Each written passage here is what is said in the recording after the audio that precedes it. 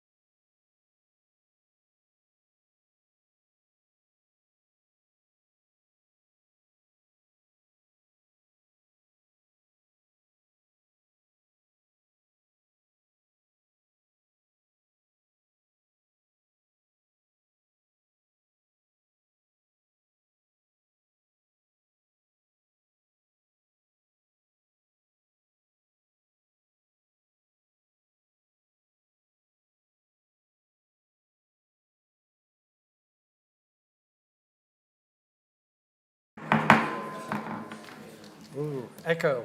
Good evening and welcome to the May City Council meeting. Let the record show the agenda has been duly posted and we have a quorum present.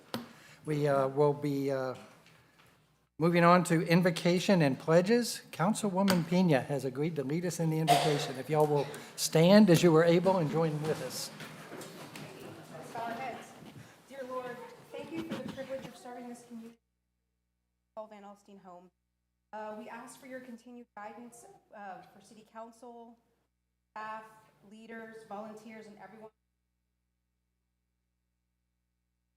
Help us to lead with integrity, and to make really. As I close this chapter, I want to thank you.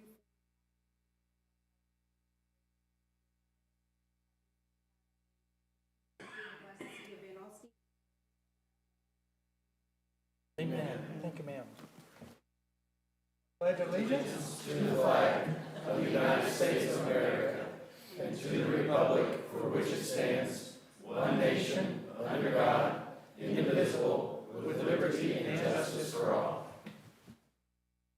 Honor the Texas flag.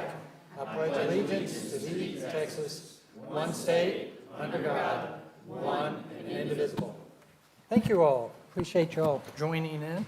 We have a couple of proclamations followed by public testimony. So our proclamations, I'm going to do the Public Works first. And bear with me, as I believe I'm supposed to read through this. Whereas Public Works professionals serve as the backbone of our community, providing the essential services and infrastructure upon which the residents and businesses of Van Alstyne depend every day. And whereas the City of Van Alstyne Public Works Department is committed to excellence in service delivery, maintaining and improving our water, wastewater, streets, and drainage systems for the health, safety, and welfare of all citizens. And whereas since January 2026, Public Works staff have performed 18 water leak repairs and 24 sewer repairs on sewer laterals, sewer mains, and manholes, demonstrating a steadfast commitment to system reliability. And whereas on May 10th, 2026, following a 1.43-inch rain event, the city's collection system recorded 0 sanitary sewer overflows, a remarkable improvement over prior rain events, reflecting the ongoing and effective efforts to reduce inflow and infiltration throughout the system. And whereas city staff has completed 12 street patches and 4 curb repairs, along with 8 emergency manhole replacements, a drainage project at Main and Tolson, and updates to the water conservation and water resource and emergency management plans. And whereas the department is currently advancing critical projects, including emergency manhole replacement at Village Parkway and Waco, wastewater treatment plant updates, smoke testing, Site 6 rehabilitation, and software improvements for data collection. And that's not enough, whereas there are currently 23 development and capital improvement projects under construction, 14 of which are expected to be completed and accepted before September 2026, and approximately 10 additional projects ready to begin construction in the coming months. And whereas the American Public Works Association has designated the week of May 18 through 24, 2026 as National Public Works Week, calling upon citizens to recognize the contributions of public works professionals throughout our nation. Now, therefore, be it proclaimed that I, Mayor of the City of Van Alstyne, Texas, do hereby proclaim the week of May 18 through 24, 2026, as Public Works Week in the City of Van Alstyne, Texas, and urge all citizens to recognize the vital role that public works professionals play in protecting the health, safety, and quality of life enjoyed by the residents of our city, and to join in saluting the dedicated men and women of the City of Van Alstyne Public Works Department. In witness, therefore, I've set my hand and caused the seal of the city to be affixed this 12th day of May 2026. So congratulations to our Public Works team. Thank you very much.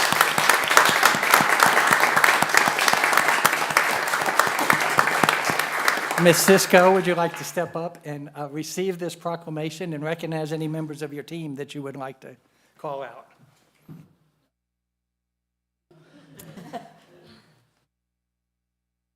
Comments? Come up there. You can if you like. All right. I just want to say I'm super proud of this team. Don't make me cry. Sorry. It's okay. Got this, Tristan. We're proud of your team also. Thank you. Special recognition to Josh Hangardner, the utilities manager. He came into our public works department ready to help however he needed to. Also, Brandon Boskus. He's only been here for a short time, but he hit the ground running and definitely has made a huge impact as well. I can't say enough for this whole entire team of mine. They've done a really great job just picking up and doing whatever they need to do to make for sure that everyone gets taken care of. Thank you very much.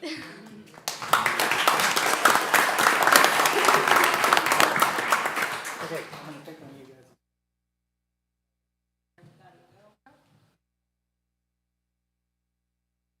Three things about being mayor is recognizing excellence in this excellent performing department. So thank you. I was hoping you'd stop. You guys will have to squeeze in. Hey, somebody's got to I could do an extra. wide view. I can do ultra wide, but.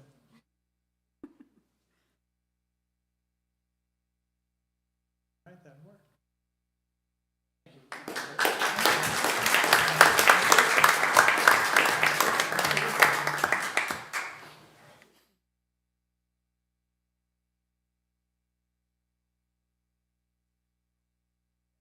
He escaped.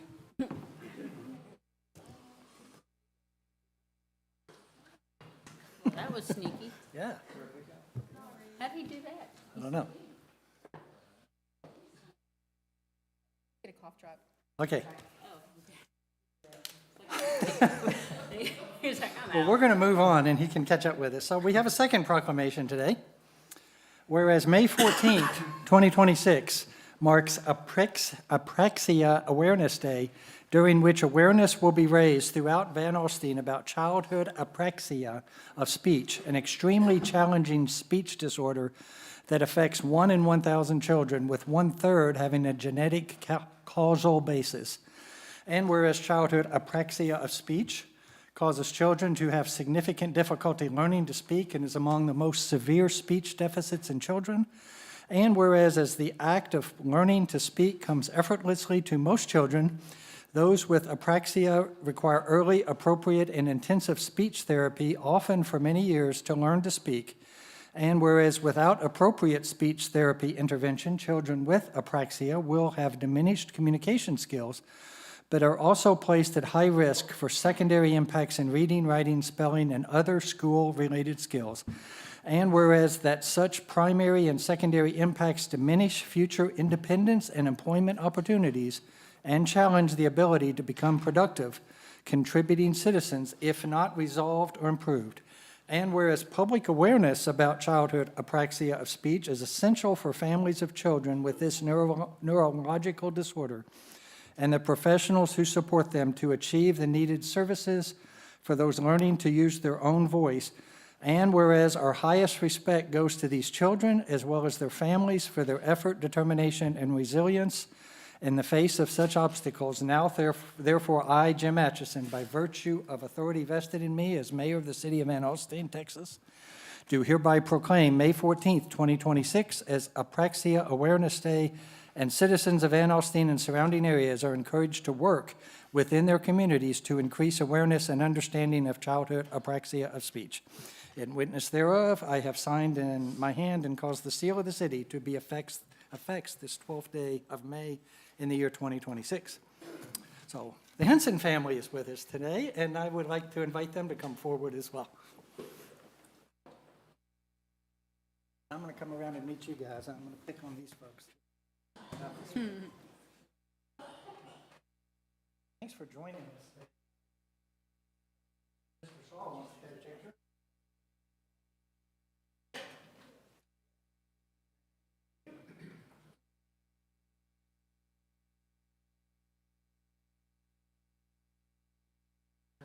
Smile. Terrific, thank you.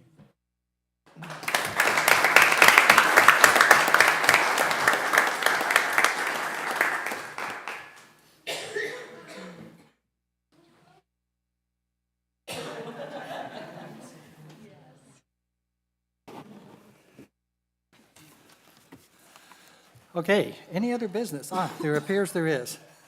This is the time for public testimony, so if any member, and y'all don't need to feel the, y'all please don't feel the need to stay with us, but it will be an exciting meeting if you do.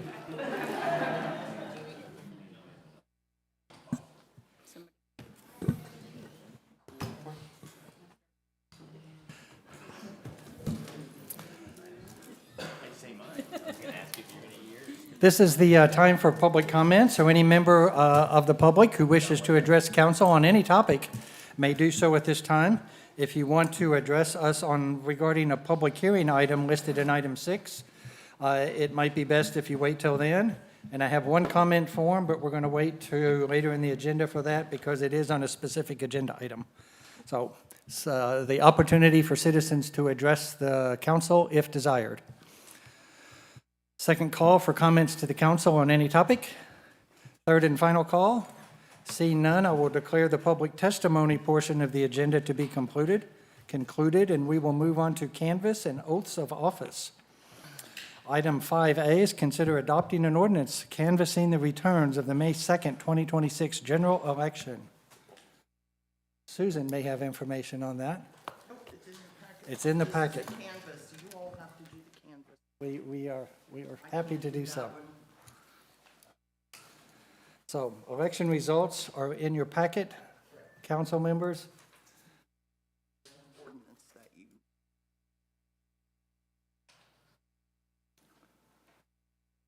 So I'll get caught up, but if anybody wants to make a motion based on language in the packet, feel free to do so. Motion to approve said ordinance. Got a motion from Lee to approve the ordinance, I'll second. a second from Dusty. Any further discussion? Yes. All in favor, please say aye. Aye. Aye. Anyone opposed? Anyone abstaining? That motion carries 7 votes to 0. Thank you very much. And now we have oaths of office for Mayor-elect Atchison and Councilmember-elect Williams. And we will find those on our screen. So I'm going to stand and take the oath first, and I think Lee's got something for me to sign as Mayor Pro Tem. In the name and by the authority of the state of Texas, I, Jim Atchison, do solemnly swear or affirm that I will faithfully execute the duties of the office of mayor and will, to the best of my ability, preserve, protect, and defend the Constitution and laws of the United States, this state, and the city of Van Alstyne, so help me God. We're good, Jim. Thank you.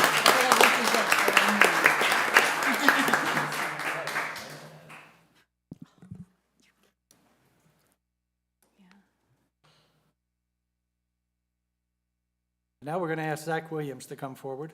Mayor. Ma'am.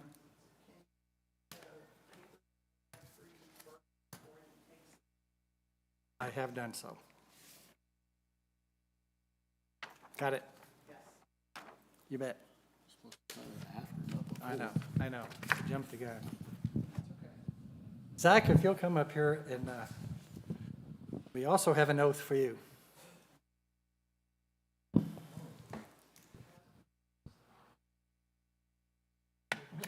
Yep, we're ready. In the name and by the authority of the state of Texas, I, Zach Williams, do solemnly swear that I will faithfully execute the duties of the office of council member and will, to the best of my ability, preserve, protect, and defend the Constitution and laws of the United States, this state, and the city of Van Alstyne, so help me God.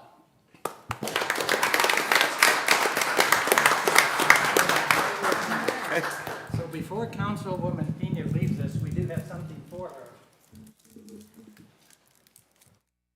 On behalf of the citizens of Van Alstyne, you get your own sign. Oh my gosh!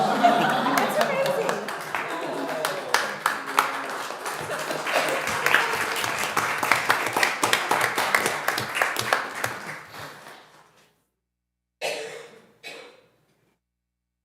Group picture with her. She didn't right now. Thank you for 3 years of outstanding service. Appreciate everything you've done for the city and will continue to do. We need hang on, we need a group picture. Let's get a group before we- picture. If y'all come down front. We need that.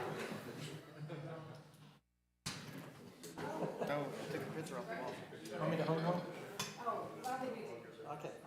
No problem. Angelica, you were here for how many years? 3. Okay, at least in your first 20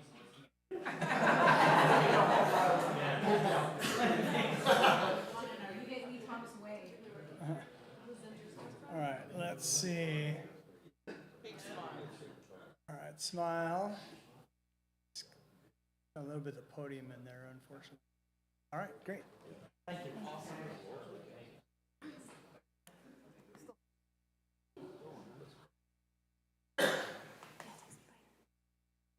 Welcome to stick around as long as you like. Oh, yes. Zach, if you want to bias.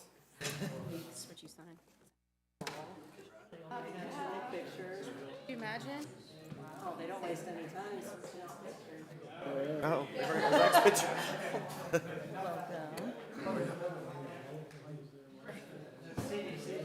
Well, I never will forget old what's her name. One more time. Okay, I'm going to do my best to keep my seat for the rest of the meeting. No more shifting around. There, I have an agenda.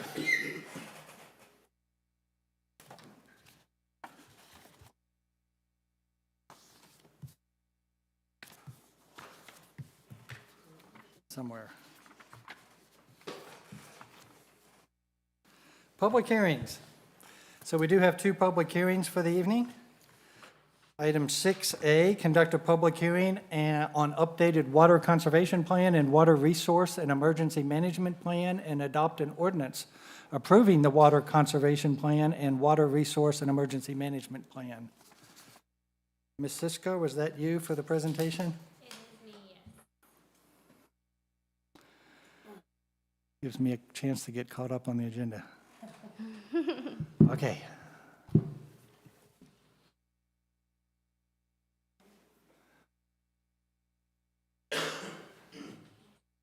We have a clicker.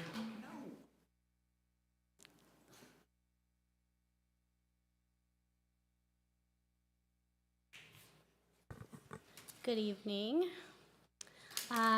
Today, I'm going to present the updates to the Water Conservation and Water Resource and Emergency Management Plan.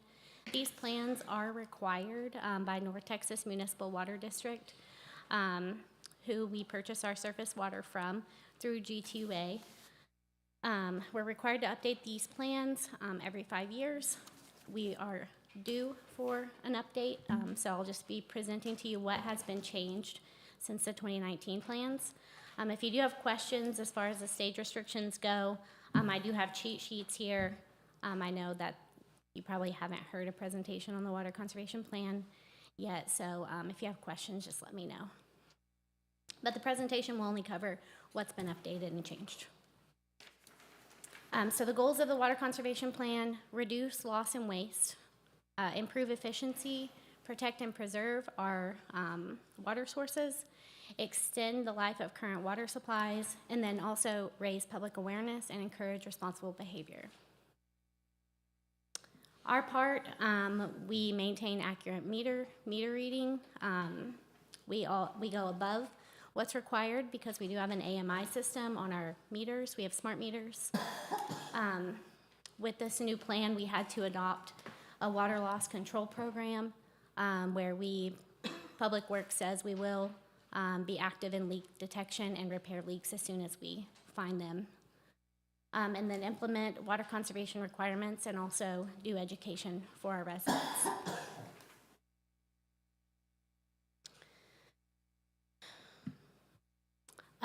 So the updates, currently, the 2019 version, we have a maximum 2 days per week watering. That carries true to this plan as well. However, winter watering has changed.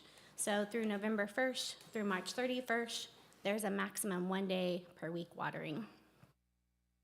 Also, there was a time of day restriction, I believe, throughout the whole year from the 2019 version, and now that time of day restriction will only be through April 1st through October 31st. We're required to designate a conservation coordinator. I believe I have accepted that role. Congratulations. And address water waste, prohibit overwatering and breaking sprinklers, and then require rain and freeze sensors on all new systems. The watering days stayed the same. Even addresses will water Wednesdays and Saturdays, odd numbers Thursdays and Sundays.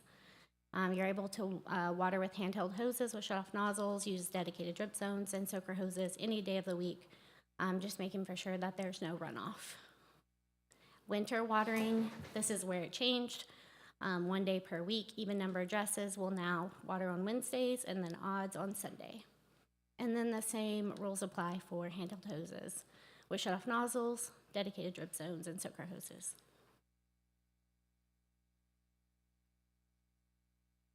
So that's all of the update on the Water Conservation Plan.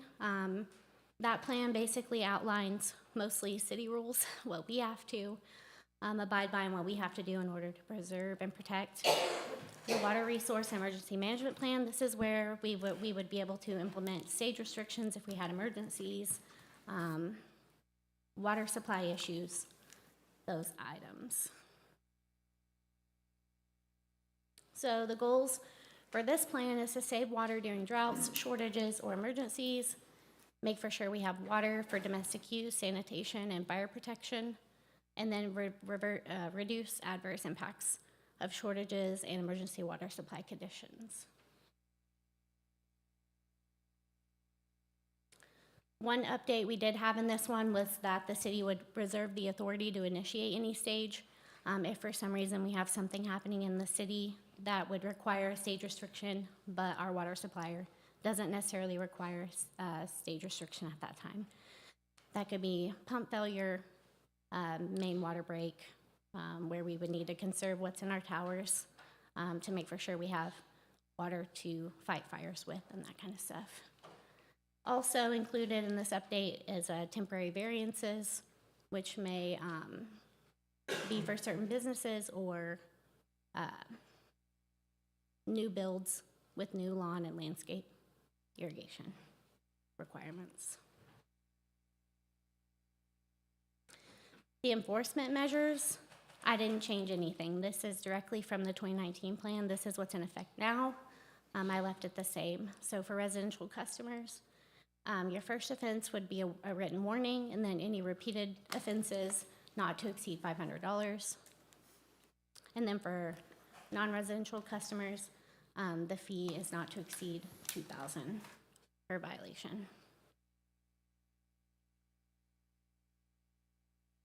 No updates to stage 1. It's exactly the same as it was from the 2019 plan. So all the triggers are the same. Your watering days are exactly the same. That's in the water conservation plan. No changes. The goal for reduction is 2%. The city would want to see a 2% reduction in water overall under stage 1. But generally speaking, no changes to what I just went over in the water conservation plan. The update from stage 2, the 2019 version, the goal for reduction was 10%. In the new update, it's 5%. And in this one, drip irrigation is limited to no more than 1 day per week.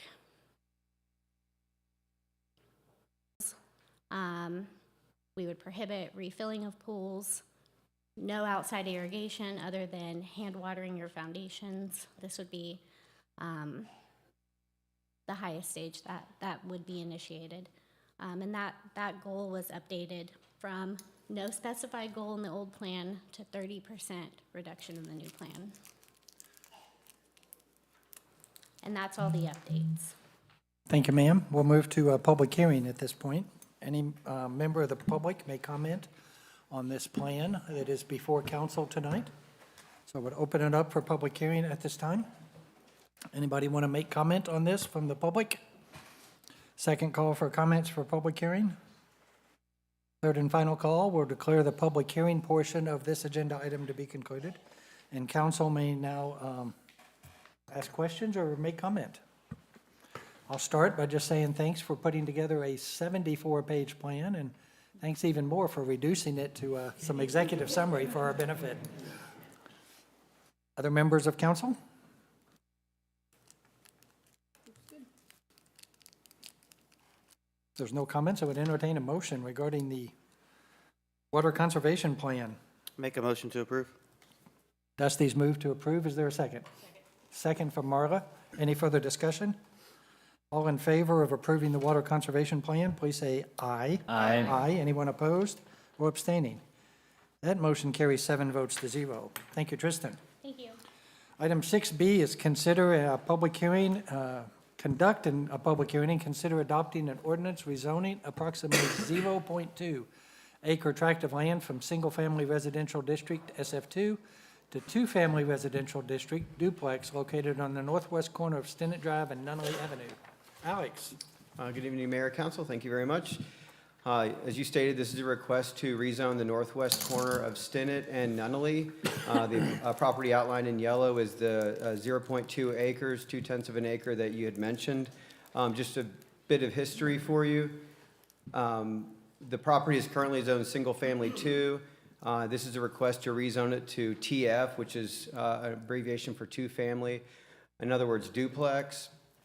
Back in 2022, the property owner approached the city and was informed at that time by city staff that a duplex was in fact permitted on the property. Subsequently, they submitted a building permit to the city, which went to our third-party plan reviewer, Bureau Veritas, and comments came back. At that time, though, however, the building permit was not issued. It sat dormant. The property owner didn't pursue it at that time, and it expired.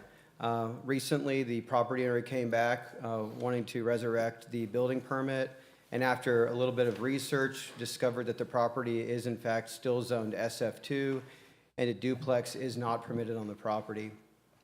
And so the relief for that is to request rezoning, which is what is occurring before you this evening.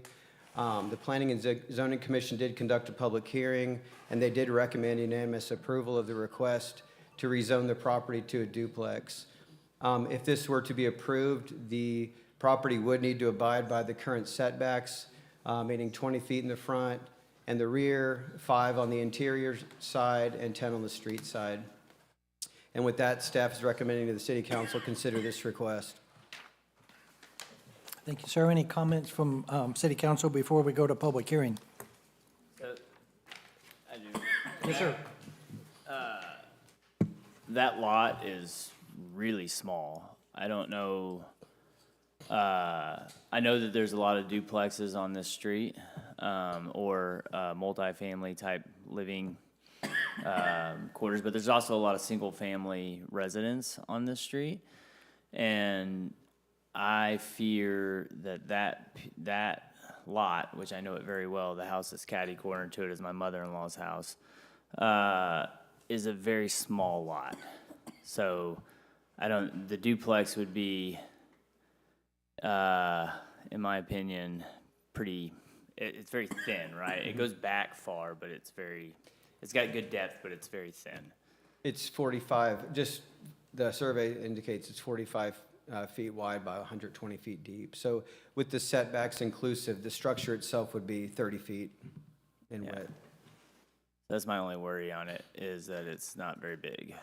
Any other comments before we go to, I'm sorry, did I Yes. cut you off? Yes. On this, is this what, so I don't see how these are meeting our setbacks.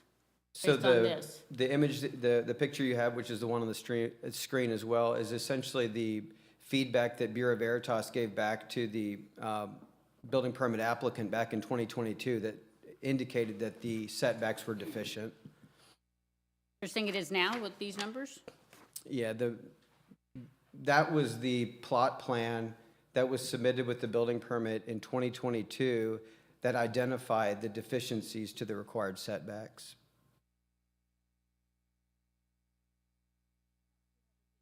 Backs with that skinny.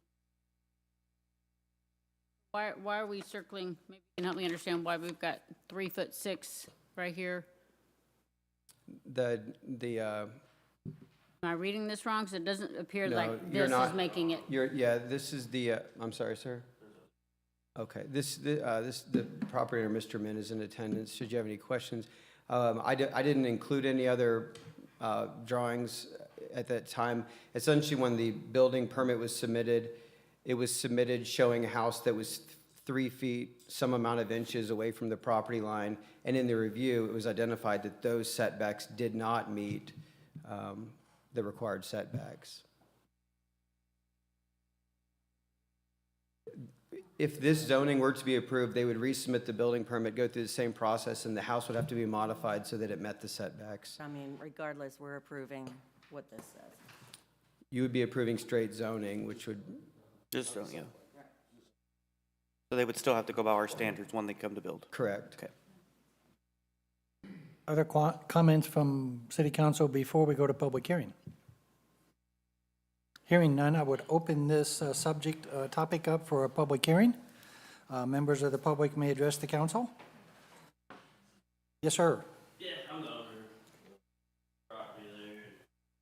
My name's Joseph Milne, and I'd gotten with the permitting or whatever a few years ago, and I got the approval. I sent an email asking if I could do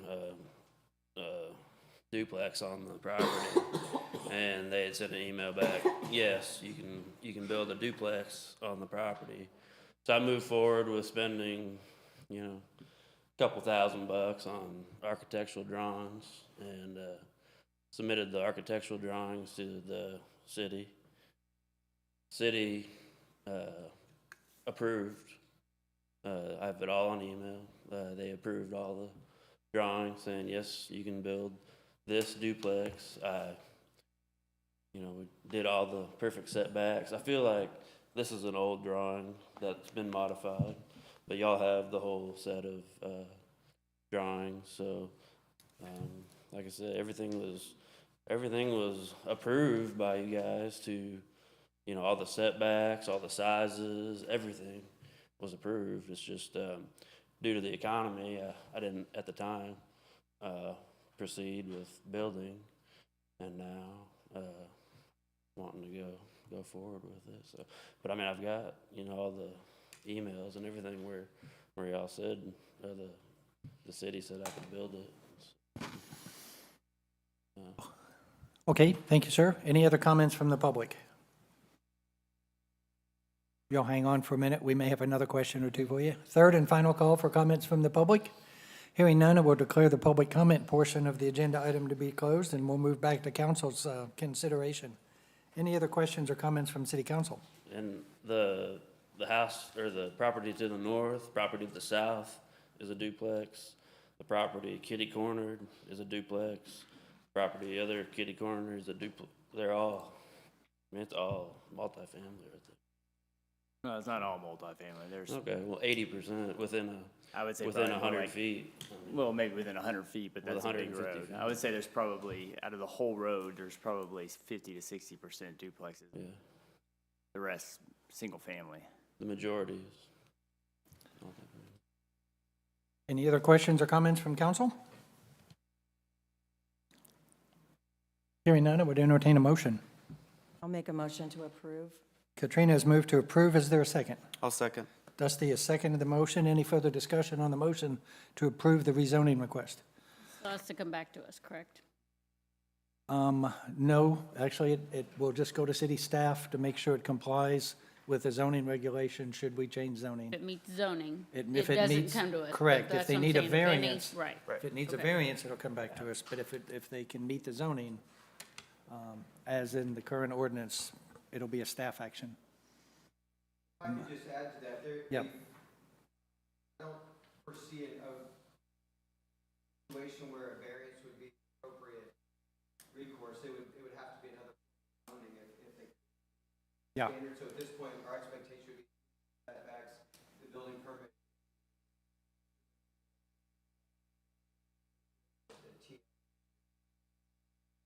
Okay, thanks, Alex. Any other comments on the motion that's on the table? All in favor, please say aye. Aye. Opposed? Abstaining? That motion carries 7 votes to 0. Thanks very much. Thanks for being here tonight. We appreciate your input. We're moving to the consent agenda, item 7. I believe we've been requested to remove item D. Is that right, David? Was it? I'm sorry, Mayor, that's D of the individual consideration. Thank you. It was on the wrong page. Got it. All right, would any council member like to remove anything from the consent agenda, items A through J? The one of minutes, I was not at the last meeting. Okay. Item A has been removed from the consent agenda. Anyone else? Would entertain a motion to approve items B through J on the consent agenda. Lee has moved to approve items B through J on the consent agenda. Katrina has seconded that motion. All in favor, please say aye. Aye. Anyone opposed? That motion carries 7 votes to 0. Item A is approved minutes from April 14th, 2026, regular city council meeting. Is there a motion to approve those? I make a motion to approve. I'll Dusty's- second. Dusty and Lee, Dusty made the motion, Lee seconded. Any further discussion on that since we pulled it off consent? All in favor, please say aye. Aye. Aye. Anyone opposed? Anyone abstaining? Aye.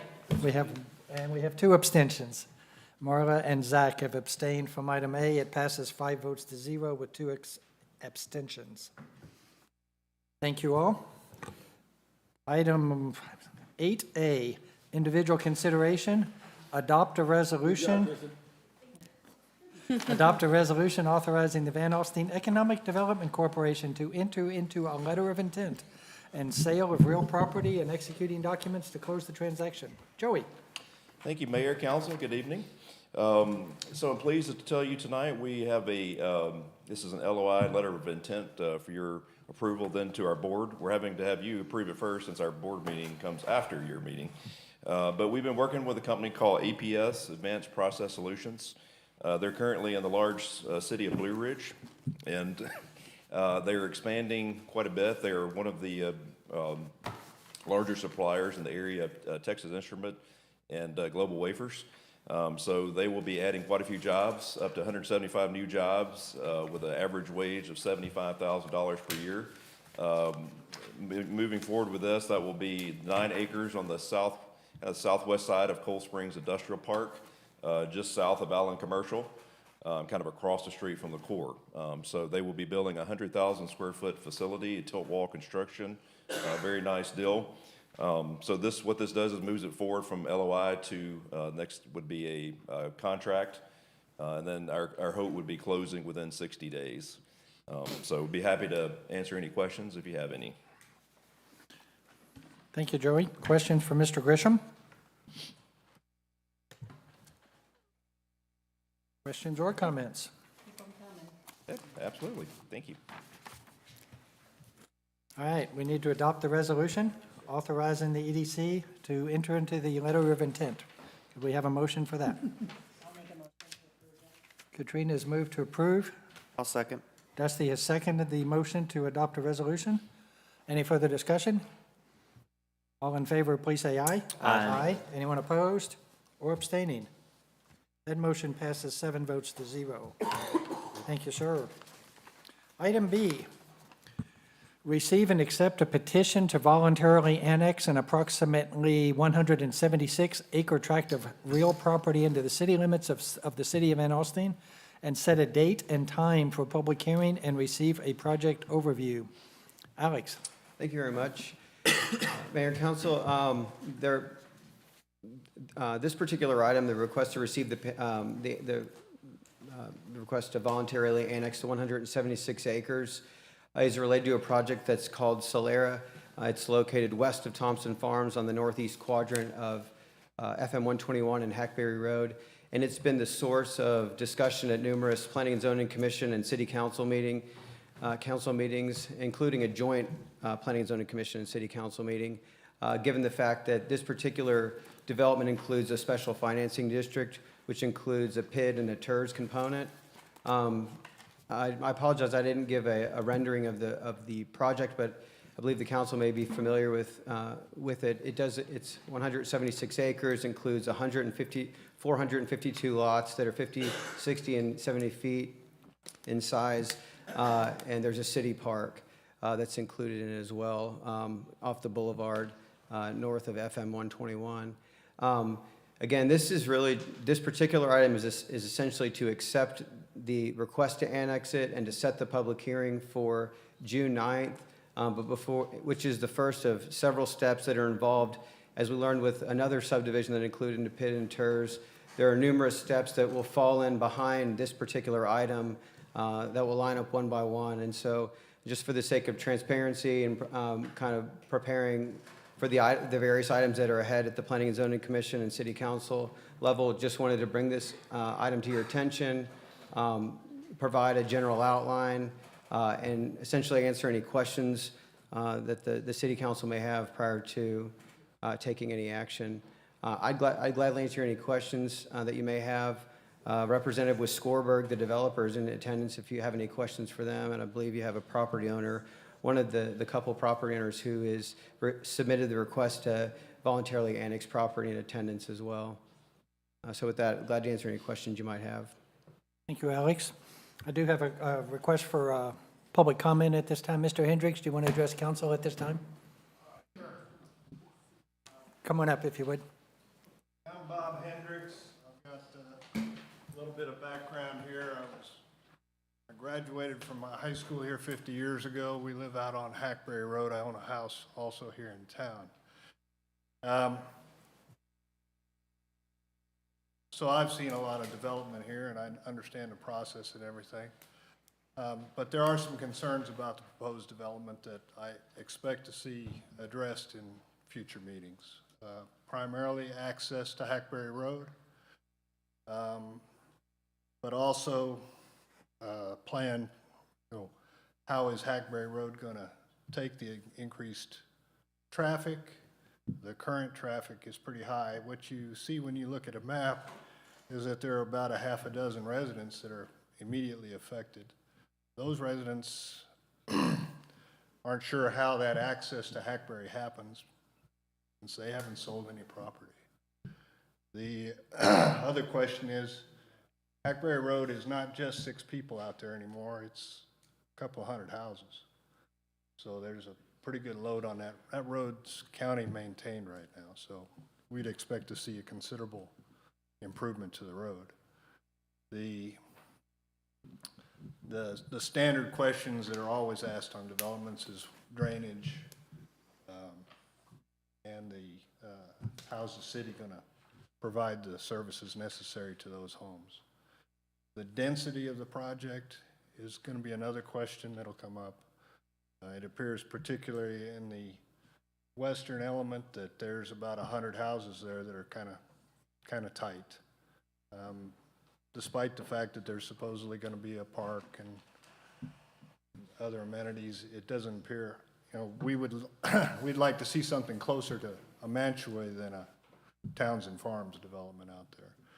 The portion that's in the contours, the nice areas seems to be like a pretty good development, but the part that we're going to be immediately impacted to the north of us, Willow Lane in particular, appears to be pretty standard tract houses. And again, I'm not casting dispersions on anything that's happened prior to this. We just like to see a nice development in our area that has quite a few very nice homes out there. Not mine, but quite a few. So again, this is just a notification that, hey, the immediate neighbors are aware, and the rest of the folks on Hackberry will probably be wanting to see these issues addressed appropriately, and I have no doubt that y'all will make sure that those are addressed, and that the zoning commission has also been working on this a long time. It's my understanding there's been some good coordination between the zoning commission and the developers. So while we understand that development is going to happen, it's our turn to see it. We just want to make sure that that's a planned, well-planned community and fits in with the view of Van Alstyne for the future. With that, I'll give up the podium. Oh, I did want to say congratulations, Mr. Mayor, Mr. Councilman, and thank you, council, for your public service. Thank you, Mr. Hendricks, and we look forward to your further input as we go through the process. Yeah, it's been a long time since I've been to it. I'm glad I got to come to this one, see you all sworn in and Public Works recognized. Any comments from council?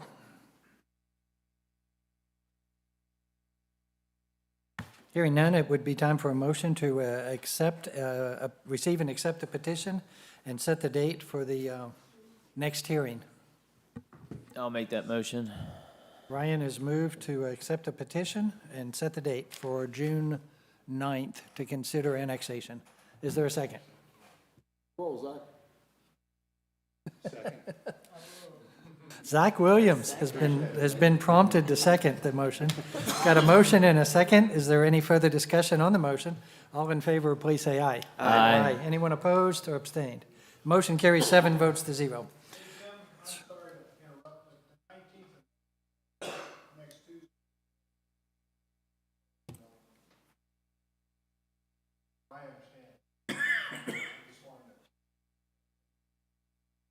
I've got a meeting on the 20th. P and Z. 19th up It's- there. It's up there. Item C, adopt an ordinance amending Section 44, Article 5, impact fees of the city's Code of Ordinance by replacing Table 9, Land Use Equivalency Table. Alex? Thank you, Mayor. This is a request to make an administrative amendment to the roadway impact fee ordinance that was adopted at the last city council meeting. Since the adoption of the ordinance, we noticed in the land use equivalency table, there were some errors and omissions to the math and data within the chart and the table itself, none of which increases any fees. So this is essentially to correct, like I said, errors and omissions. And I consider it a clerical and administrative amendment. Thank you, sir. Any comments or Yes. questions? Yes, ma'am. So since the numbers that we based our vote on were wrong, is that null and void, or how does that work legally? Because we made a decision based on wrong information. Had we had the correct information, our vote likely would have been different. You're talking about the amounts of the impact fees for businesses versus single-family, blah, blah, blah, right? That chart Yes. was wrong. There were a few land use categories in which it's, and I'm trying to recollect the specific term, but the max accessible amount of $3,997, that was the same, didn't change. The 50% applicable towards commercial, 70% toward residential, that all remains intact. There were certain multipliers within the table Right. that were either missing or slightly wrong, so it resulted in some amounts that were not dramatically different, I but think some of the different. businesses were pretty different from what I was told after that meeting. The amounts, like you guys compared other cities and things, we made our decisions, so we Right. wouldn't be the highest in the area Right. or the lowest, but it wasn't accurate information, so how, I Well- don't understand how that's not a change. Without information, I would just generally say that the comparison to the other cities, all that remains very much intact. The modifications that are proposed with these amendments doesn't significantly change where we fell in line with our relationship to the impact fee amounts with other cities. And if I need to bring back an item to you to provide some example and comparison, glad to do that. Like to see the change. I would too, Yeah. because I'm not following that, and I don't like that, we didn't have the correct information to make our decision. I don't know if legally, like they said, you couldn't change it until, 5 years or That's right, whatever, yeah. but And these- when we and- don't have the right information, we can't make a good decision. That's fair. And as I suggested, the changes would result in reduced fees, not increased fees, so we shouldn't be in violation of that aspect of the law. Well, that's my thing, is maybe we want to increase the fees. Wait, was it? We would have made a different decision, I think, after our discussion last month, had we known. What, was it, just commercial, it wasn't the? Yes, there was some information related to pass-by I mean, I'm going to butcher this. If Jake were here, he could more eloquently describe the missing pieces and parts. There were two elements. There were some missing information about pass-by traffic, which would reduce some of the trip counts.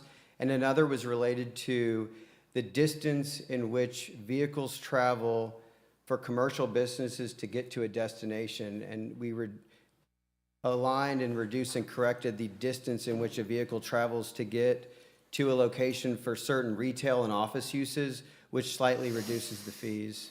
So- Again, without the math, it's hard to, But Ryan. it's not the number, it's just how you calculated the number based on the. Ryan, remember There- we changed, Yeah, no, sorry, we, Yeah, I know what you're talking about, where we went from the 70, or from 50-50 recommendation to the 70-50 with commercial, and then. and the reason we made that commercial decision and didn't go up on that was because of the wrong calculations. They're less now. No, It would and I know what you're saying, but what I think you're saying is the calculation, the dollar amount, that didn't change. It was how you're calculating the amount of traffic. It shortened, so that reduced the amount of fees expected for the city based on the numbers that were up there, Changes correct? the amount. Yeah, like the amount that they were proposing up there, correct? yeah. The best way I can describe it too is the assumption for the amount didn't change. There's multiplying factors that result in the accessible fee. So for example, with an office, you'll charge it based on the per 1,000 square feet, and so office is different from retail, and some of the multipliers within that equation changed slightly, so the fees changed slightly downward. So the basis for what you approved, those numbers didn't change. It's basically factors that get calculated to assess a fee for a certain use. I mean, I would tend to agree with Katrina on this, that we had a pretty lengthy discussion based on that committee recommending a 50-50 split, to where we increased it for the commercial and Increased kept for- it for the residential.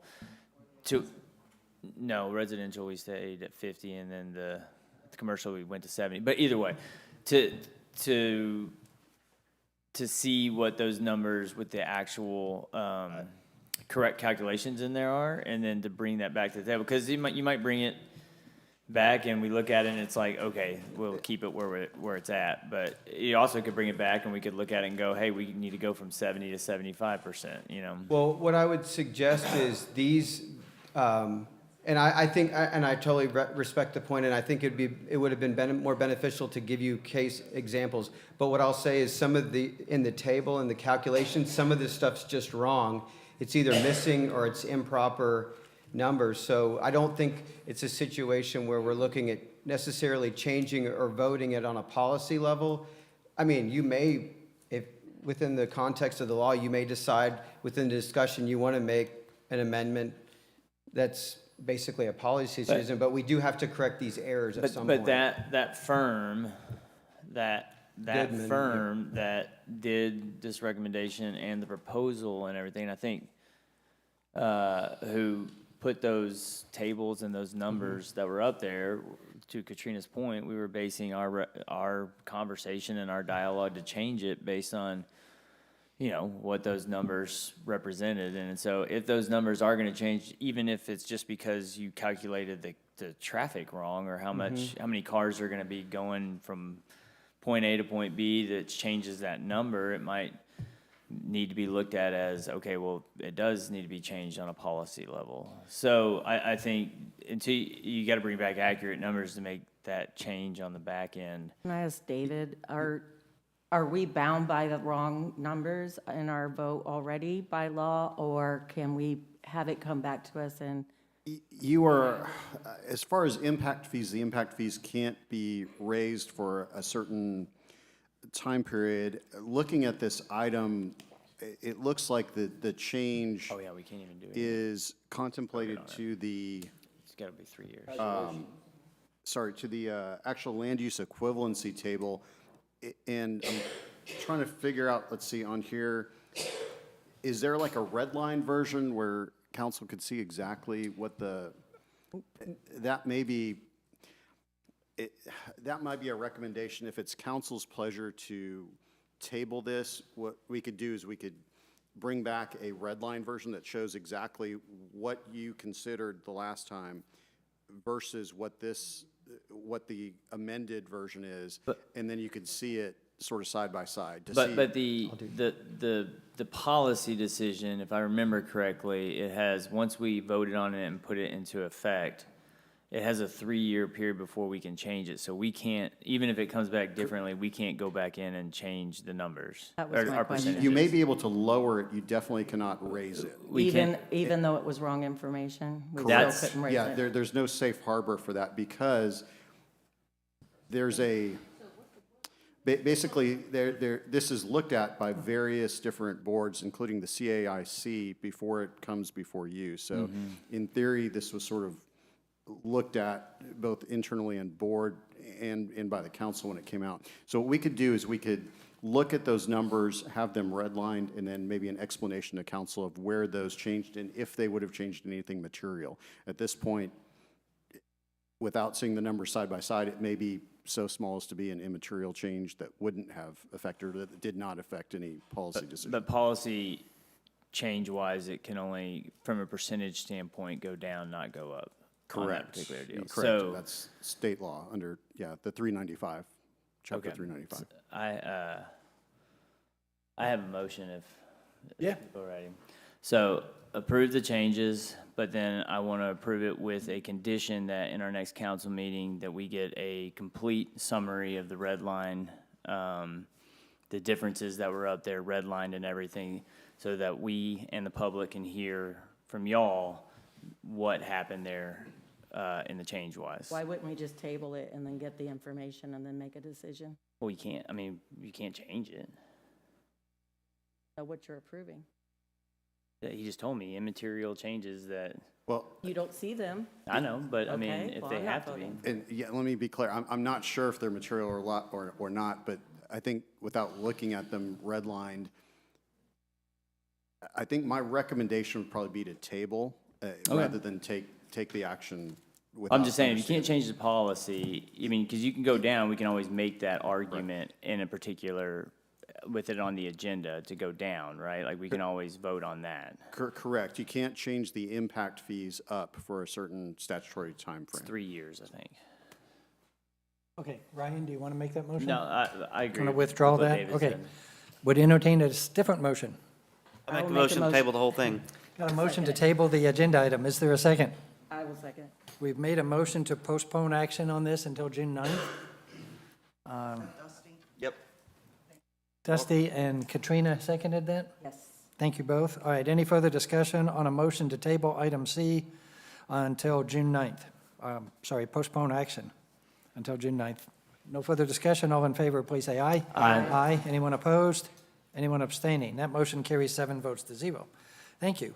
We've been asked to remove item D from the agenda, I believe. Thanks, Alex. Correct, Mayor and Council. We're still working with the county to hammer out the agreement.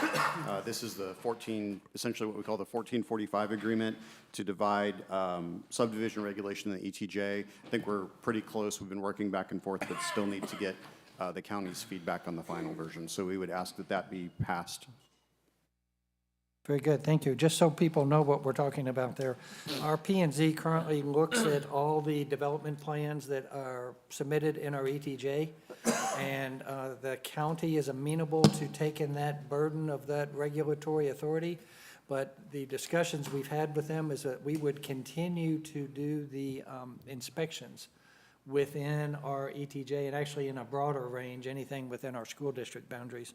So that's what's being discussed, and we'll bring it back on the 9th. So I would entertain a motion to postpone action on item D until June 9th. Make a motion to postpone until June 9th. A second from Lee. Dusty made the motion. All in favor, please say aye. Aye. Aye. Anyone opposed or abstaining? That motion carries 7 votes to 0. Item E. I did. Dusty. Lee seconded. Item E, adopt a resolution approving an agreement with ZACTAX for general consulting and advisory services, including guidance on local government operations, economic development strategy, intergovernmental relations, municipal revenue policy, organizational management, and executive coaching and mentoring for city leadership, authorizing the city manager to sign any necessary documents. Mr. Jones? I think we've painted that picture as broadly as we possibly could. We've discovered that ZACTAX has been a wealth of information to our city. They're doing our financial analytics now on any PID and TERS discussions we have. They have more than paid for themselves, and almost every department in the city now wants to be able to use them for all kinds of consulting services, especially myself.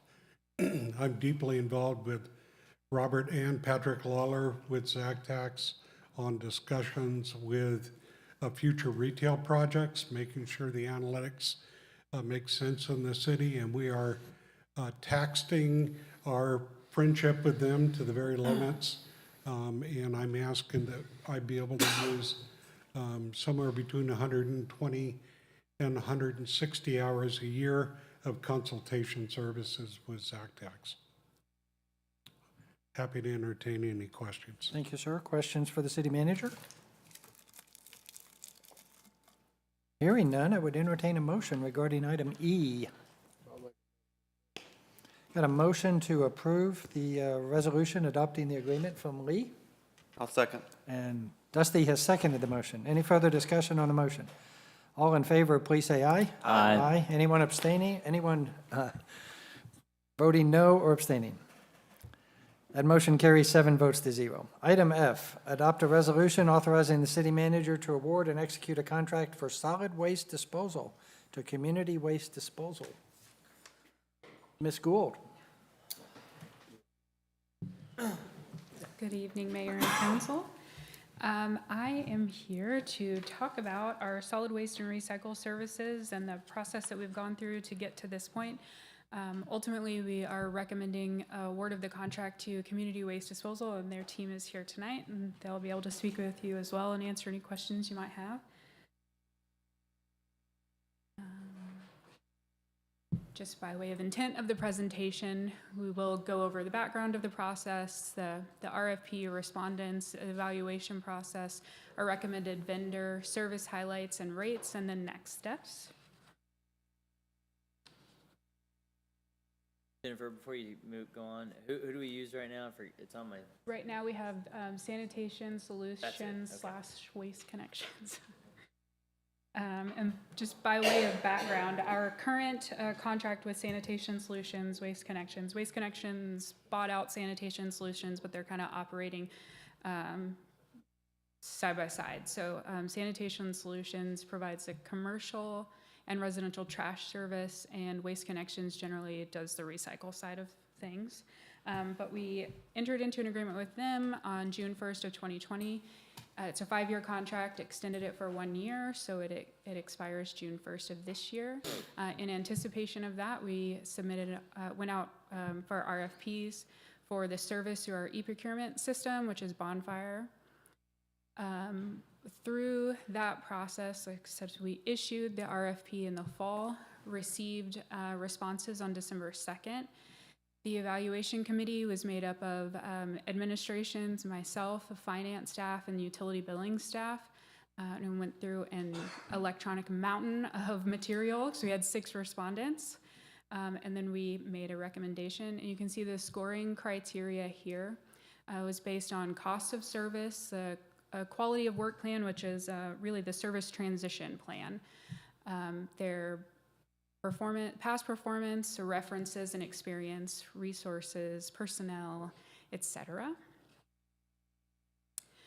The 6 respondents we have is Community Waste Disposal, Frontier Waste Solutions, CARDS Dallas, our current provider, Waste Connections, Sanitation Solutions, Best Trash, and TJ Services.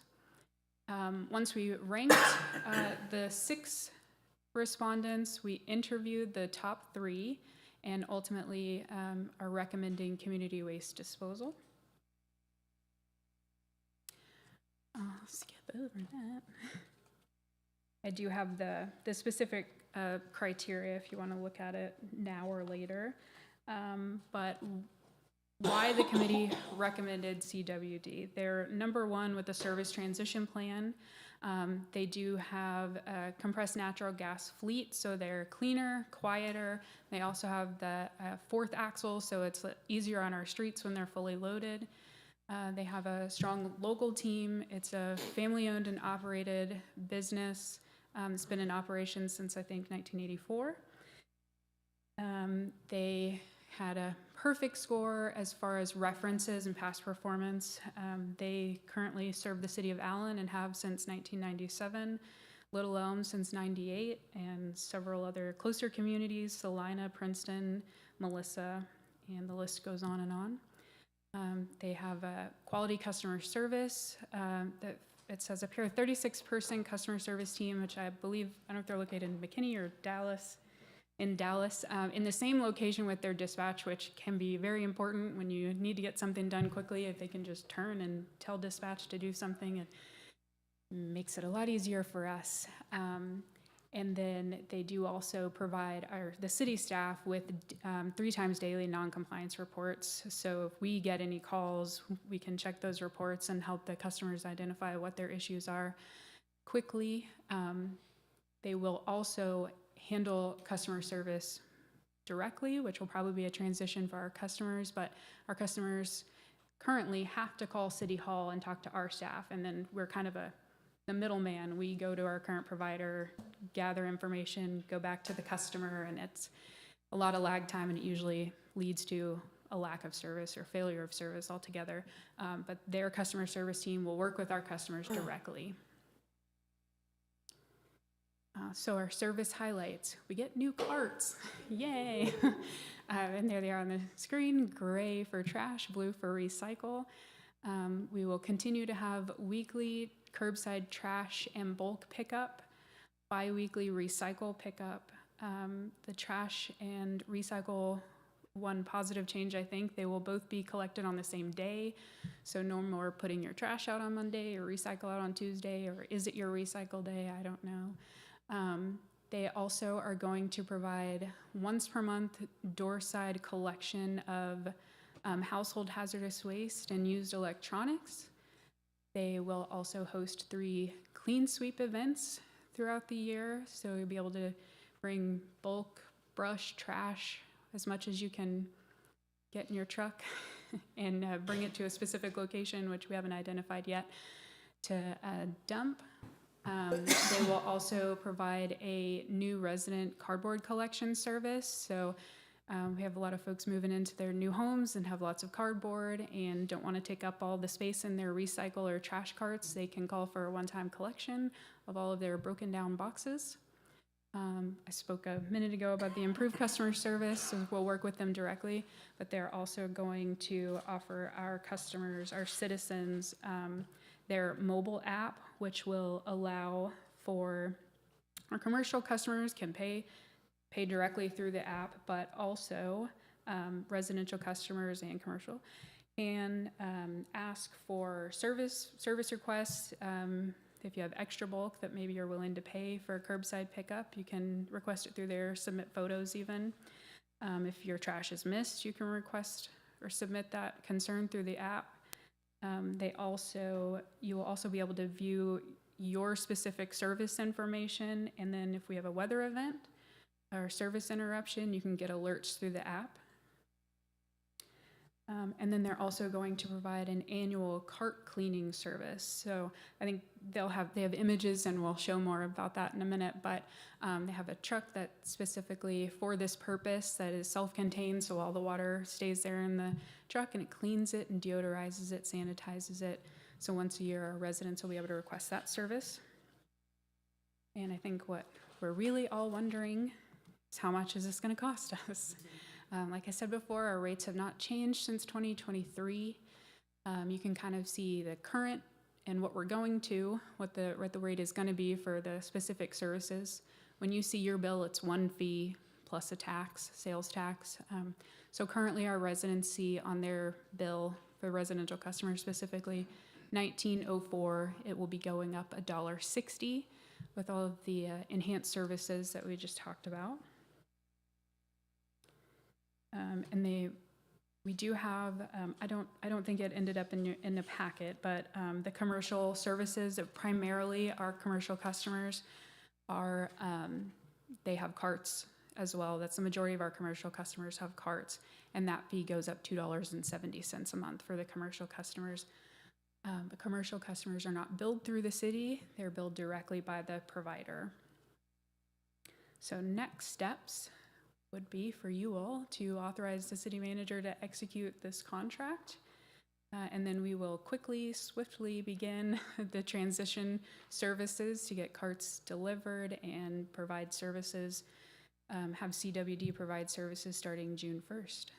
And I listed there number 4, we do intend to probably 60 or 90 days after the transition, meet with them and evaluate the services, make sure we're utilizing everything that's available to us, make sure we've pushed enough information out to the citizens, and then kind of keep a regular pace of making sure people know what all is available to them. Right. Thank you, Jennifer. And then the folks with CWD have a little presentation as well to introduce themselves. Can I ask a quick question? Please. Just one too. on the app, will residential customers be able to say the truck leaks hydraulic fluid or whatever, like we've had? Can they put that in themselves, or will they have to like call me, then I call Jennifer, and then she calls you? Go direct to the mobile app and put anything you want in the app. And also, like she said, we'll set up a phone tree where if you try to call here, it will roll directly to CW. Okay. Take some of the workload off.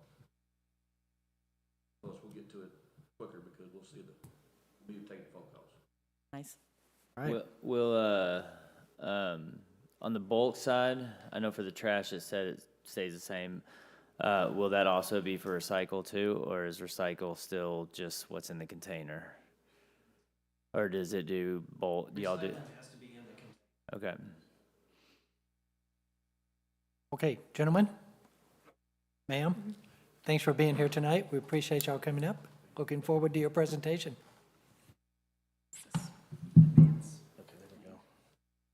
Mayor, Council, my name is Paul Hansen. I'm the General Manager of CWD. And Jennifer did an amazing job. So I'm going to move through this quickly because a lot of it's the same information.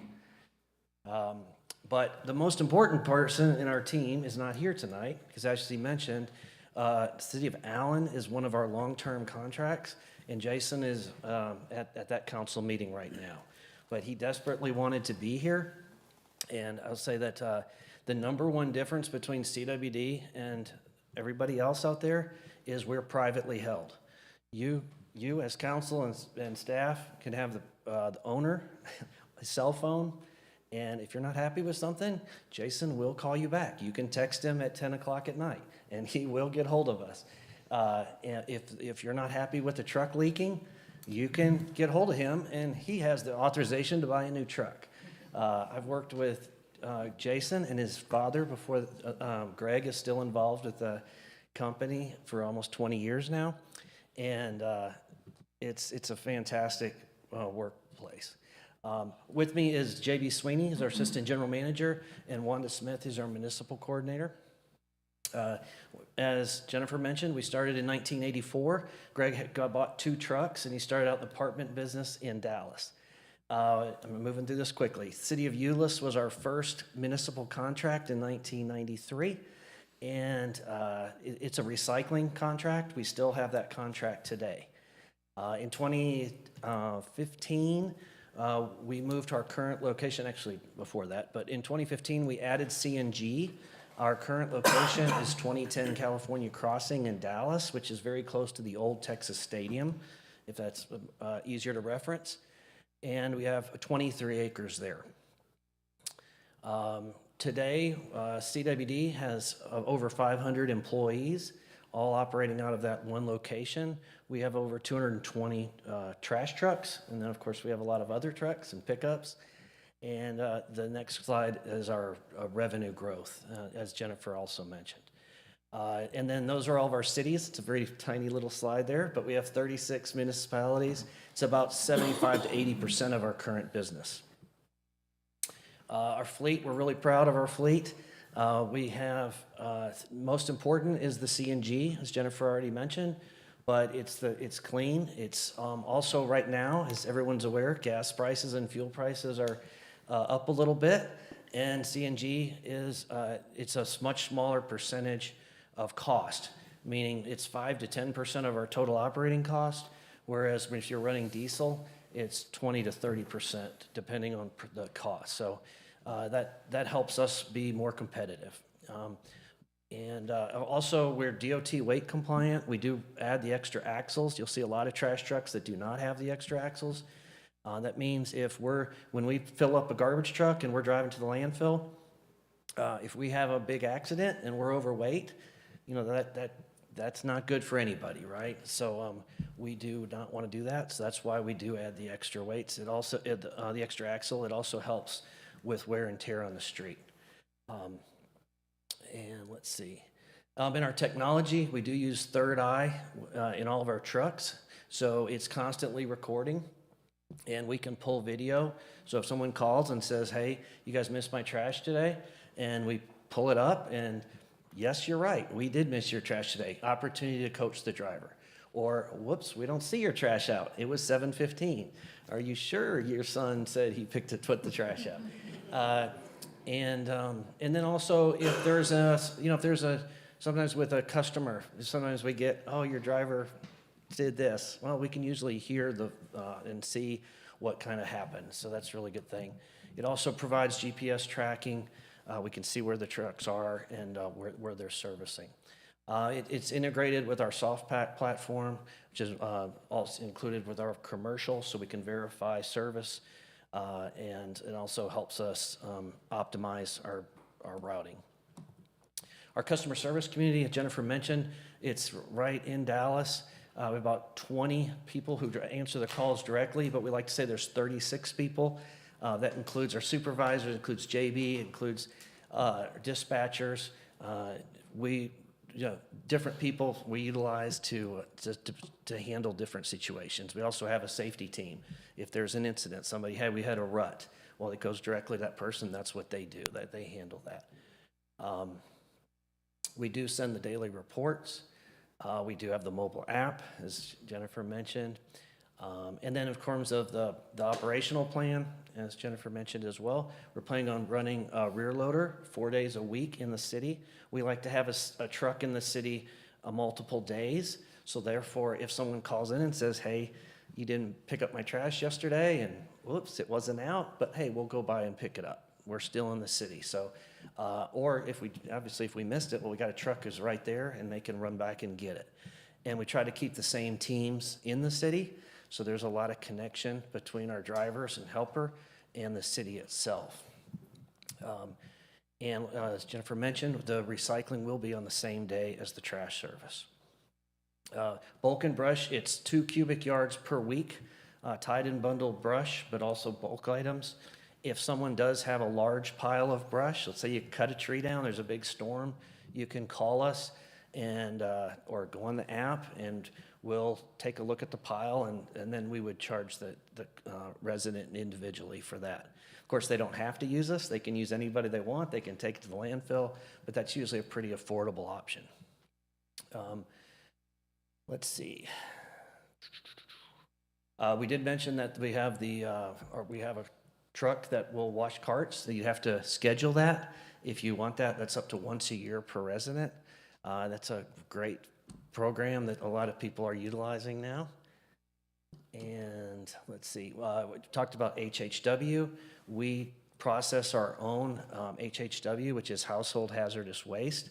We process that at our facility. And what we do is if you wanted that collected, you would call us or go on the app and we would mail you a packet. You put the material on your front porch or somewhere separated from your trash. And we send the driver by and we let you know, okay, it's going to be the 3rd Wednesday of the month. You put it out, they come by and pick it all up. And that would happen every month. So, you don't have to wait for a trash day. If your kid has a soccer game and you don't want to drive out to the trash day, well, you can do it any day you want on that monthly pickup. The residential commercial transition, I don't know how often you guys do this, but it's very unusual to do a transition in 2 weeks. This is outside of the norm for us, but we have done about 20 transitions in the last 5 years, and we are highly confident we will take care of this. JB will be living in Van Alstyne for a couple of weeks, so I'll be out here as well. We do use our own teams. Everyone that's working out here is a employee of CWD. A lot of companies hire out, but we like to do it ourselves because one, we become familiar with the city, and secondly, there's more accountability. And let's see, what else we got? We will, when we deliver the cart, we'll attach brochures that will have city-specific information on the services. We've already been developing that. We'll, assuming if you guys approve everything, we'll work with staff in the next 2 days to get that finalized. And then other thing that's super important is, CWD, we believe that this is a partnership. We want to be deeply involved in the city. Wanda will be here a lot. And we want to, last year, we did over $450,000 of different things with our cities with no charge. And like I said, we take it really seriously that we're part of the community. We represent you and staff, and we want to be a great partner. So let's see, questions? Thank you, Mr. Hanson. Questions from council? That information packet that comes on the can.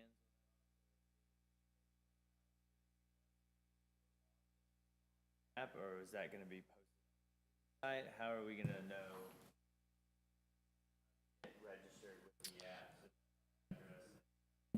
It's normally on the brochure, but yes, everything on the brochure will also be on the website. And on our website, it'll have a page specific for Van Alstyne. And of course, typically there's a link on the city's website to all that information as well. Jennifer may have something to add. Go ahead if you. Our intent to have that information linked on our site, but then also Mike has already been working with, been talking to Wanda, and they're working on the promotional material, so we'll start pushing out information as soon as it becomes available to us to make sure everyone's aware of best we can, what's happening in the next 2 weeks. Thank you, ma'am. Other questions for Mr. Hanson or Jennifer? I have one. Yes. So right now, sometimes all the trash doesn't fit in a bin. No, just on the recycling. Just recycle, because I Yes. saw one slide where it said it had to be in the bin. Well, we saw do, that, so I well, wanna we want verify. the trash in the bin. Typically, we prefer, that we recommend bag your trash because Well, yeah, when it's bag, not but bagged, it sometimes ends you don't up in have your enough. neighbors. But if there's some bulk items next to the, all you ask is put it in a box, right? But yes, we would prefer to have all the trash in the cart. That makes sense. Because there's a lot of times you'll see additional trash, bagged trash, but it's sitting beside the bin because it won't fit. Okay. Now, Pretty common around here. and Okay. They always picked everything up no matter what. Okay. And you can get an additional cart. What's that cost? I think it's $6 or $7.50 per $7. cart, and we do currently have over 250 residential customers with additional carts. But I think like what she's talking about, most of the time, they would consider it a bulk. That's just additional trash bags sometimes, or, Yeah. Your guys can pick it up and can go in the. That's the field, thing, but if they can lift They it, they throw it in. typically would throw it in the trash. can. Right, right, I Home would do the understand. Same thing as, I think what she's asking. Yes, normally, yes, that's what we would do. But it's just, sometimes, you sit here and say that, and then you come out and somebody's got 30 bags. No, I'm not. And it's every week, and then you look and it's Jim's AC service Yeah. behind the, so that's why I'm a little hesitant to say, yes, of course, if it's I'm just talking something normal, normal we're gonna stuff, grab it, normal right, people. yes. Out of business now. I did have one more question. Yes, sir. How, I don't think we covered this, but how long are we, voting on for this contract? Is it a multi-year or is Our it? current contract is 5 years, and we're recommending a 5-year contract again. And that's important to the providers too, because they're making a substantial investment in our community with the cans and carts and everything. Is the pricing year over year, is it fixed or are there provisions in it to where cost of living, inflation, it goes up? How does that look? What's our percentage? It is fixed for the first year, and then 2 through 4, there's a potential for up to a 5% increase, but that's based on the CPI that's specific to trash service. So in that particular industry, what is the standard?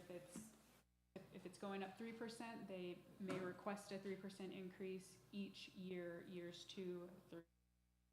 But is that can we negotiate that or is that just based on that standard, that's what happens?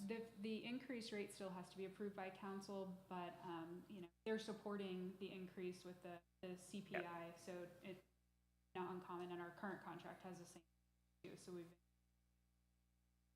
but like But- I said, not since 20. And you're saying up to 5% per year, years 2 through 5? Other questions from council? Got two quick ones. People that already have multiple cans, will they automatically transition to keep those multiple? So normally what we do is we get a list from the city of who's actually paying for the multiple, and then we will deliver them a second cart, or some people have 3 or 4 in different cities. And then anyone else who wants one would have to contact, normally they have to contact the city because they have to change billing. Okay, and then another question is, for instance, the cemetery, for instance, we pay sanitation solutions separate from the city. How is that gonna transition? Because it's not on our water bill, we get Right. it directly So is it- from sanitation Right, solutions. commercial customers, they're going to visit with directly. Oh, I'm sorry, commercial, okay, you got me. Yes, commercial is direct billed. Okay, so they wouldn't transition right away then? Well, part of our transition period will be, Wanda will be going to make contact with every commercial customer as quickly as possible to let them know what's going on. And then we'll get that rolling, but that'll be effective June 1st as well. Okay. Good luck, Wanda. Commercial? There's a lot, but it's great. We have a marketing team that's together really formally behind it. And they've got my direct line if they have. But it's just you calling them? I'm sorry? But it's just you calling them? Well, it's just me, but that's okay. Ow. I'm a little bit of a powerhouse. Yeah, you'd have to be. Good luck for that. Anybody got a teenager that needs an internship? That's right, there you go. JB supports, everyone. I mean, we have plenty of other team members if she needs help. Last week in 2 hours, I found 102 of the 100, around 2 hours.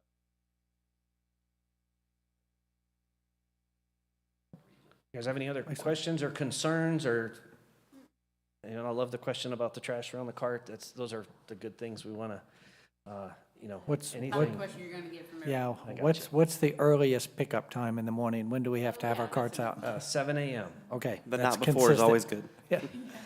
Yeah. Yeah. Okay. Anything else from council? So where I live, there's about 20 back up into a alley that dead ends. Okay. Every contractor before. Because we do have some elderly people that live. City would allow us alley. Would y'all be willing to do that? It is considered a private drive according to the city. Okay. What's the street? Jefferson.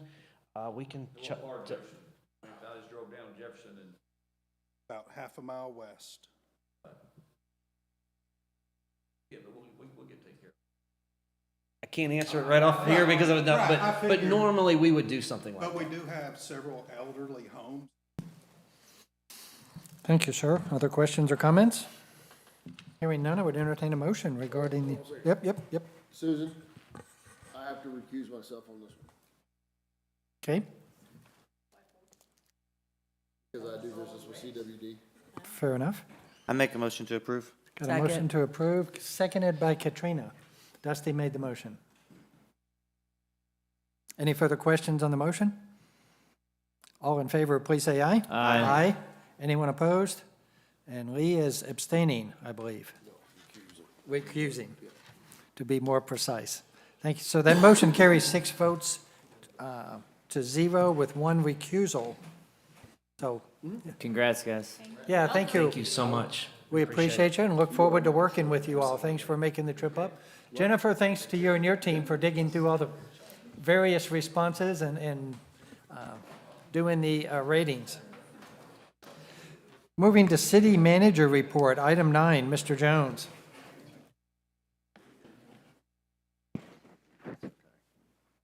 Sir, I'll be very brief this evening.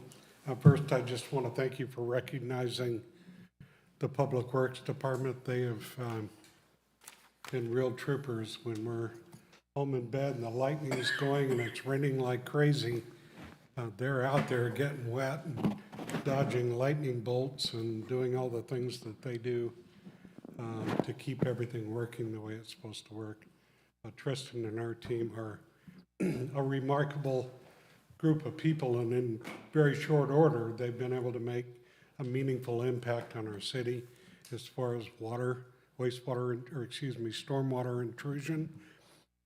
They fixed 8 manholes that were leaking, and they found one major point of intrusion between Dallas and Kelly Lane that was feeding heavy flow in a creek directly into our wastewater line, and that seems to have made a substantial difference. We'll continue to smoke test, and I expect to see some gutters spewing smoke as they move along in the process.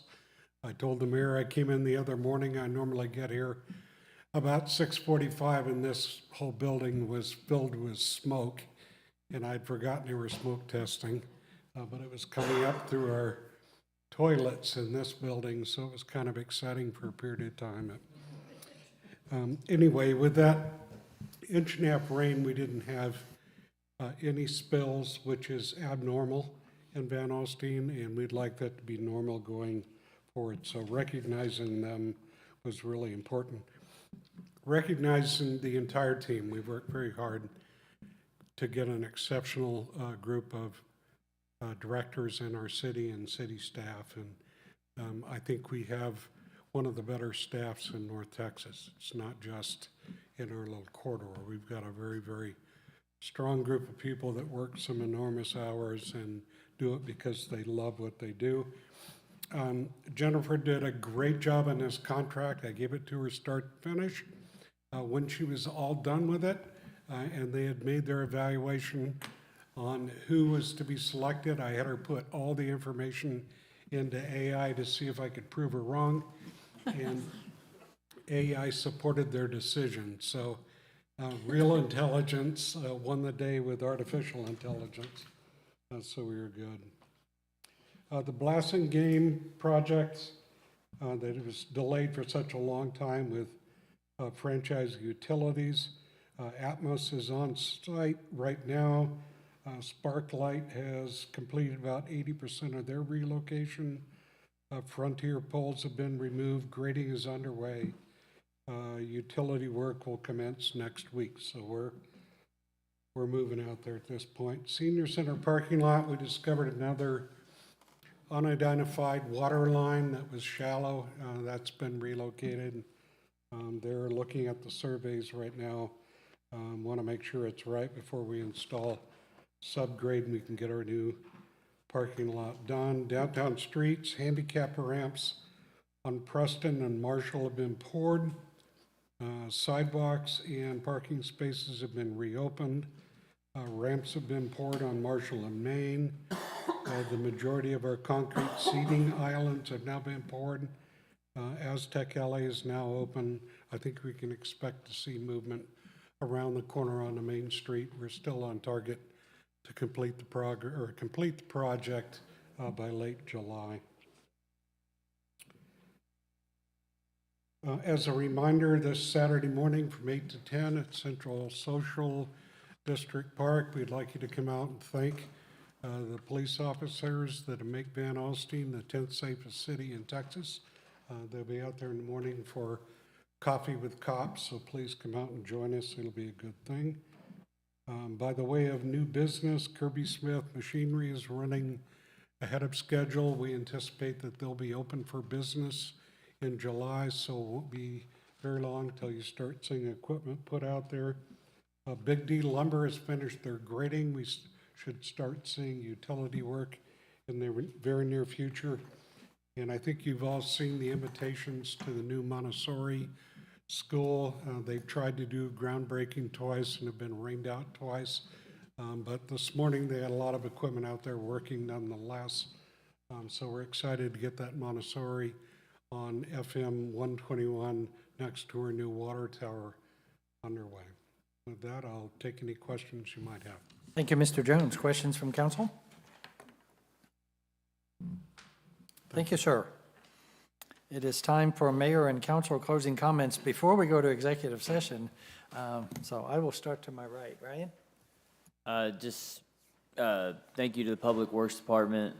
There's a lot of people in this room that I see face-wise from last night at the last town hall for the comprehensive plan. I thought that went really well.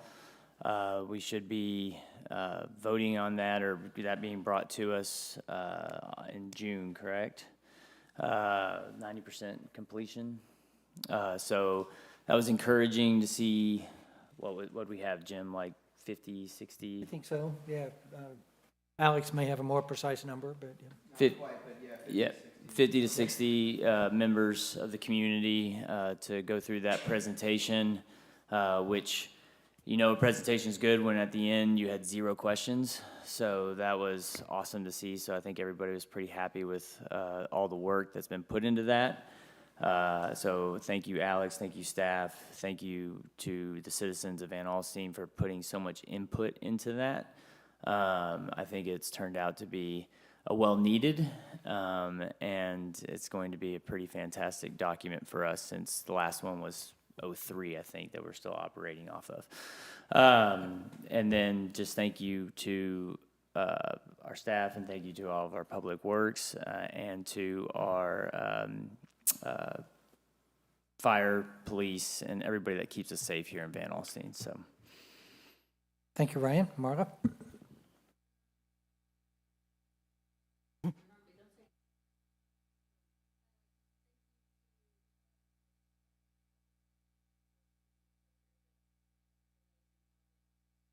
Just an expression, you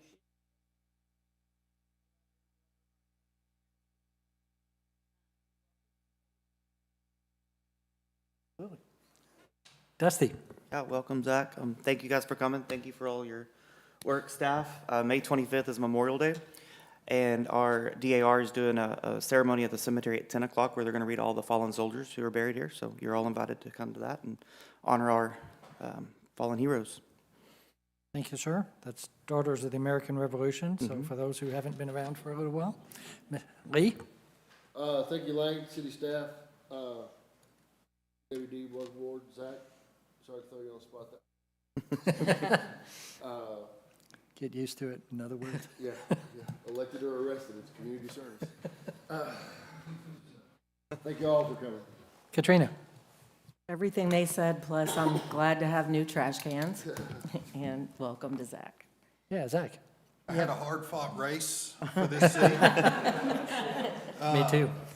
But I'm not used to the crowd. I've been on the EDC and CDC, and Joey, I think the most we've ever had at a meeting is 3. So this has been a change of pace, and thank y'all. Look forward to working with you. Definitely. Thanks, Zach. We appreciate your willingness to serve. I will just make a comment. I appreciate everyone who came out to vote in the city and the school board elections. This could have been a much different election, but our city staff, I'll build on what Lane said, is truly excellent. The election process is kind of interesting. You hear comments from various people, and no one has any serious complaints with the city of Van Alstyne. There's always some minor opportunities for improvement, but I want to definitely thank our city staff, people who don't get out in the public very much. Our audits have been flawless, so thanks to Sherry and Lane and Jennifer for working on that so hard over the years. It's behind the scenes work, I know. Just double up on what we've said about public works, police and fire.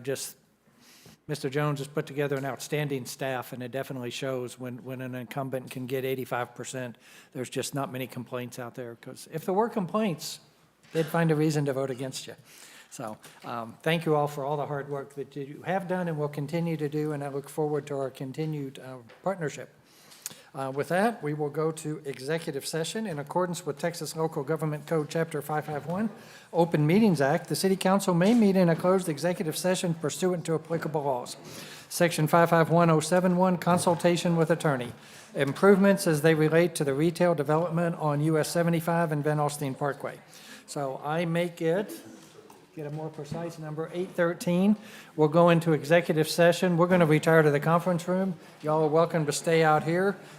Many of you I know have other things you need to do. So thanks for coming out tonight if you choose to leave at this time.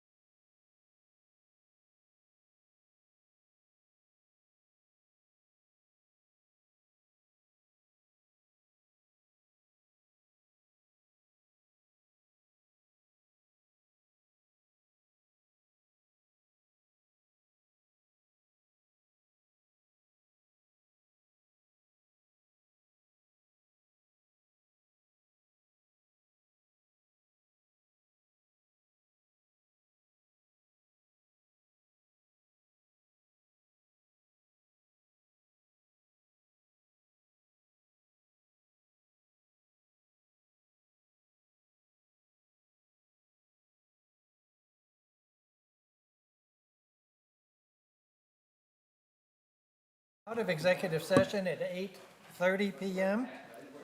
There's no other business before us, and I believe there is not from executive session. Anything you need us to approve, we are good to go. Therefore, at 8:30, I will declare the meeting to be adjourned, having concluded all the business on our agenda. We stand adjourned until May 20th? Yes, sir. All right, thank you all very much. We have a